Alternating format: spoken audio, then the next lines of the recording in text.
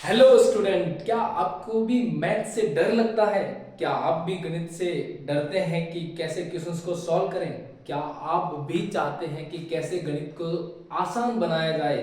अगर आप चाहते हैं कि आप गणित के डर से बाहर निकले तो आज हम ऐसे ही टॉपिक पर आपके सामने चर्चा करने वाले हैं और बहुत ही मजेदार तरीके से उस प्रॉब्लम की जड़ तक जाकर के उस जड़ से मिटाने वाले हैं कि कैसे उस जड़ जो मैथ का जो डर है कि कैसे जो क्वेश्चंस हमारे सामने होता है और हम उसके क्वेश्चंस को कैसे अटेम्प्ट करना है ये तक दिमाग में नहीं आता है। मैथ का नाम लगते ही ये हमारे जो गूजबम्स आने लग जाते हैं, डर लगने लग जाता है। अगर हम आज अगर हम कुछ उस प्रॉब्लम को जड़ तक जाकर के उसको समझें तो वो प्रॉब्लम ऑटोमेटिकली ही आसान हो जाने वाली है। तो आज हम चर्चा करेंगे कि how to overcome maths fear या मैथ फोबिया मतलब मैथ का डर। दोस्तों, आप सभी को, मोस्ट ऑफ द स्टूडेंट्स को गणित से डर लगता है और गणित जितनी आसान सब्जेक्ट ही कोई दूसरी सब्जेक्ट हो नहीं सकती। आज हम इसी टॉपिक के बारे में चर्चा करने वाले हैं इसी वीडियो के अंदर। लेकिन उस फियर को ओवरकम करने से पहले हम ये जानेंगे कि वो मैथ क्या है। तीन टॉपिक की तीन चीजें हम जानेंगे। मैथ क्या है, ये क्यों डर लगता है और कैसे इस डर को मिटाया जा सकता है। तो आज हम जानने वाले हैं जो मैथ क्या है, व्हाट इज मैथ, गणित क्या है। दोस्त, गणित आप लेके बैठते हैं उस किताब को, सर कुछ नहीं है गणित। गणित सिर्फ कुछ नंबर्स के साथ में खेलना है, कुछ playing with some numbers, playing with your mind and playing with your numbers. जो नंबर आपके सामने हैं उनके साथ में खेलना। कैसे खेलना सर? हमारा तो दिमाग ही खराब हो जाता है जब मैथ्स को देखते हैं। जब हमारे सामने कोई इक्वेशन आती है, कोई कैलकुलेशन आती है तो हमारा तो दिमाग ही चलना ही बंद हो जाता है। कैसे खेले हम? खेलना होता है दोस्त। गणित है ही एक खेल, बहुत इंटरेस्टिंग खेल है। आज हम समझेंगे कि गणित बेसिकली तीन पिलर्स के ऊपर आधारित है: कॉन्सेप्ट, कैलकुलेशन एंड फॉर्मूला। इन तीनों को अगर उनको मिला दिया जाए, कॉन्सेप्ट समझ लें, उसके अंदर फॉर्मूला पुट करें और फॉर्मूला पुट करके फिर उसके आंसर को हम निकाल सकते हैं और इस तरीके से उस नंबरों के साथ हम खेलते हैं और ये खेल बहुत ही मजेदार है दोस्त। अगर हम इस खेल के अंदर डूबे बहुत ही मजा आता है। Manipulating with words, manipulating with numbers, amazing friends. हम किसी मजेदार दुनिया में आज उतरने वाले हैं। पर उससे पहले हम जानेंगे कि अगर जिसको डर लगता है गणित का तो क्यों डर लगता है, क्या है उसके गणित के अंदर ऐसा कि जिससे हमें डर लगता है। तो सबसे कुछ कारण होते हैं कि जिससे वजह से एक स्टूडेंट्स के अंदर मैथ को लेकर के, गणित को लेकर के एक डर बन जाता है कि गणित सॉल्व नहीं होती। गणित हम जैसे ही क्वेश्चंस को सामने आता है दिमाग एकदम स्टक सा हो जाता है, या ऐसी कोई कैलकुलेशन अपने सामने आ जाती है तो कैलकुलेशन सॉल्व करने का आगे मन ही नहीं करता। कैसे सॉल्व करें कुछ समझ में ही नहीं आता। इस तरीके से कुछ फियर अपने मन में क्रिएट हो जाते हैं और गणित के लेकर के ऐसे डर होते हैं। तो हम पहला कारण होता है फ्रेंड्स, फियर ऑफ फेलियर, कि अगर मैं क्वेश्चंस को अटेम्प्ट करूंगा, अटेम्प्ट करने के बाद में गलत हो जाएगा। एक तो पहला फियर। दूसरा एनवायरमेंटल फैक्टर। आपके कुछ दोस्त ऐसे होते हैं, ऐसे फ्रेंड सर्कल होते हैं जो आपको कहते हैं कि ठीक है यार नहीं होगा, या आपके सामने ऐसे कुछ फ्रेंड्स होते हैं जो आपको डीमोटिवेट करते हैं। आपके एनवायरनमेंट के अंदर जो आपको डीमोटिवेट करते हैं कि आपको गणित नहीं आती, आपको ये नहीं आता, आपको जोड़ भाग नहीं आती, गुणा भाग नहीं आता। इस तरीके से आपके मन में एक फियर बैठ जाता है कि आप किस तरीके से आप उसको नहीं कर पाते। कॉग्निटिव फैक्टर क्या होता है? कुछ बच्चों की माइंड के अंदर कुछ ऐसी ही प्रॉब्लम्स होती हैं जैसे कि वो उस चीज को ग्रैस्प नहीं कर सकता। कॉग्निटिव प्रॉब्लम्स होती हैं, उसकी संज्ञानात्मक समस्याएं जो होती हैं उसको अपन कॉग्निटिव फैक्टर्स बोलते हैं। Learning disability. कुछ हर क्लास के अंदर अलग अलग बच्चे होते हैं। कुछ बहुत इंटेलिजेंट होता है, डेड होशियार होते हैं, कुछ कम इंटेलिजेंट होते हैं, एवरेज स्टूडेंट होते हैं, और कुछ बहुत ही ज्यादा कम बच्चे होते हैं। बहुत ही कम बच्चे होते हैं लेकिन वो ऐसी किसी मैथ्स जैसी चीजों को समझने के लिए उनको थोड़ा सा वक्त लगता है, वो लेकिन समझ तो जाते ही है, ऐसी बात नहीं है। Lack of knowledge. सबसे ज्यादा अगर कोई कारण है किसी को गणित नहीं आती, lack of knowledge. What kind of knowledge sir? किस नॉलेज की आप बात करने जा रहे हैं? नॉलेज, मैंने कहा कि गणित के तीन पिलर्स होते हैं: कॉन्सेप्ट, कैलकुलेशन एंड फॉर्मूला, ज्यादातर गणित कॉन्सेप्ट एंड फॉर्मूले के बेस पर ही अगर वो सॉल्व हो जाती है। अगर आपको lack of understanding of subject, अगर जो गणित है उस गणित की सब्जेक्ट की बेसिक रिक्वायरमेंट क्या है, ये जो बेसिक रिक्वायरमेंट्स है अगर यही आपकी कमजोर है, आपका फाउंडेशन ही कमजोर है, तो आप दोस्तों यकीन मानिएगा गणित के अंदर एक भी क्वेश्चन सॉल्व करने में हमेशा डर ही महसूस करेंगे, फियर ही महसूस करेंगे। तो इस डर को कैसे मिटाएं, इस डर को मिटाएं कैसे? डर को मिटाएंगे why lack of understanding of subject, subject को अच्छे से समझ करके। उस सब्जेक्ट की डिमांड्स क्या है?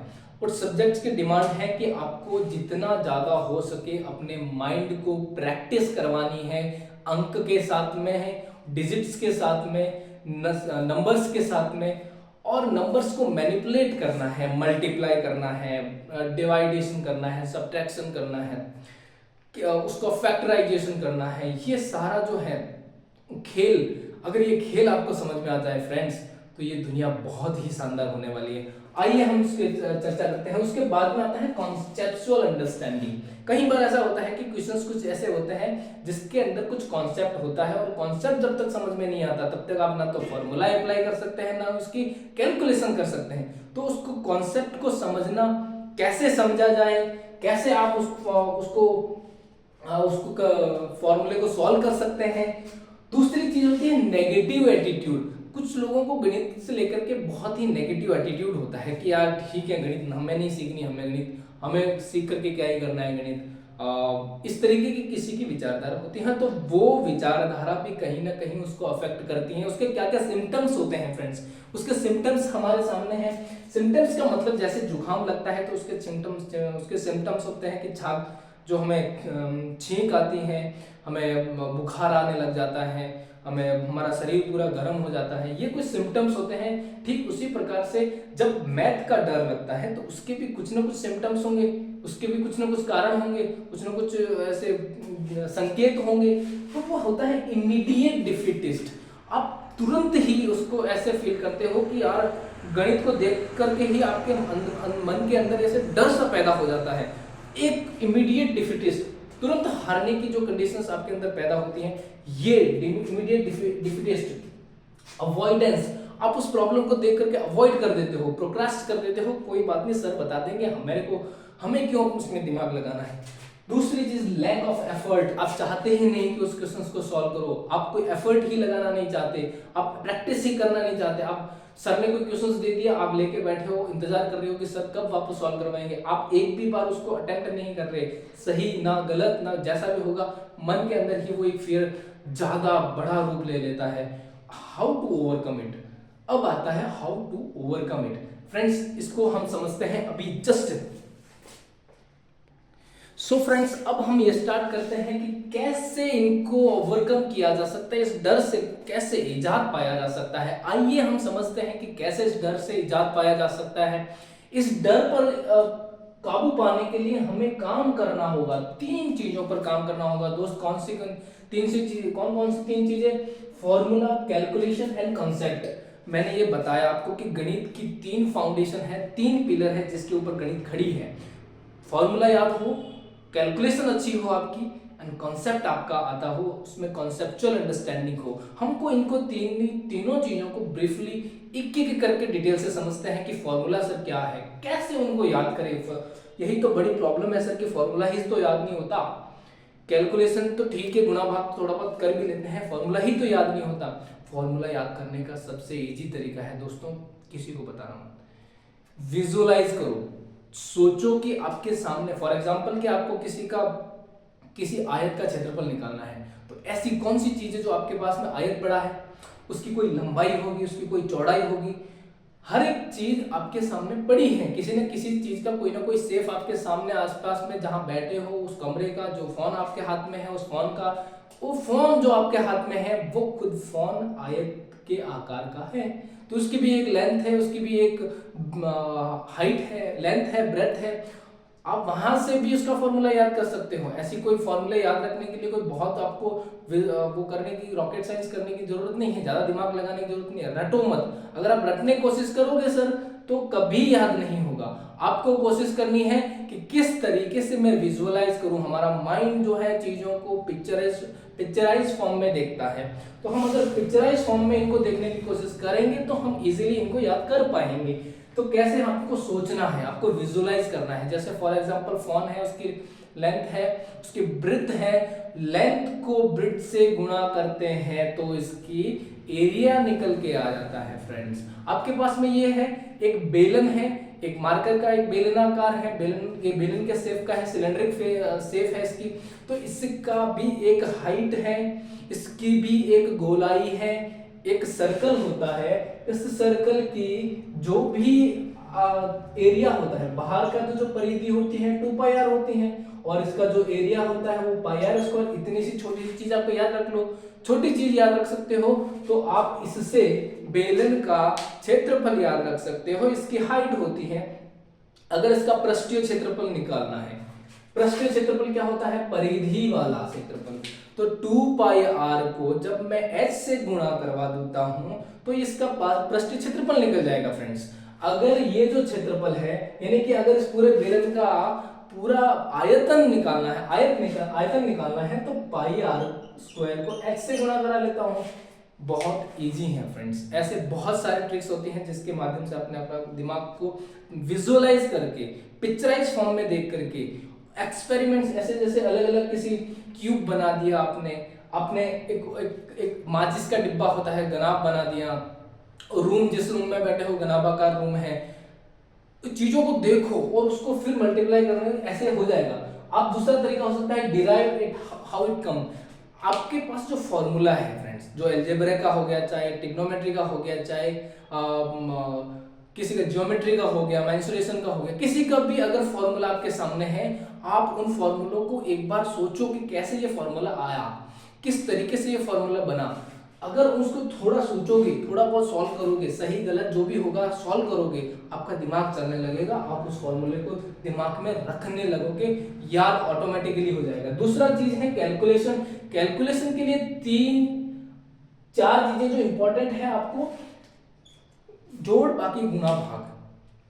बहुत छोटी चीज है लेकिन इनको जितना कम समय में हम माइंड के अंदर सॉल्व कर लेते हैं, इनके लिए हमें पेन की जरूरत नहीं पड़ती, इनके लिए हमें कॉपी की जरूरत नहीं पड़ रही, हमें माइंड के अंदर सोच के अगर इनको कर पा रहे हैं, दैट इज ग्रेट। आप इजीली फॉर्मूले में जो डिजिट्स है अप्लाई कर करके आप कॉन्सेप्ट के आंसर निकाल सकते हो। तो शॉर्टेस्ट टाइम के अंदर इसको करने के लिए आपको प्रैक्टिस करनी पड़ेगी फ्रेंड्स, प्रैक्टिस करनी पड़ेगी और उसको प्रोक्रास्ट नहीं करना है। 3 चीजों के ऊपर और आपको फोकस करना है, जैसे कि टेबल्स आपको थोड़े बहुत याद होने चाहिए, आपको स्क्वायर्स थोड़े बहुत याद होने चाहिए, आपको जो क्यूब्स हैं कोई छोटी छोटी, जैसे 10 से लेकर के 1 से लेकर के 20 तक के क्यूब्स आपने याद कर लिए हैं।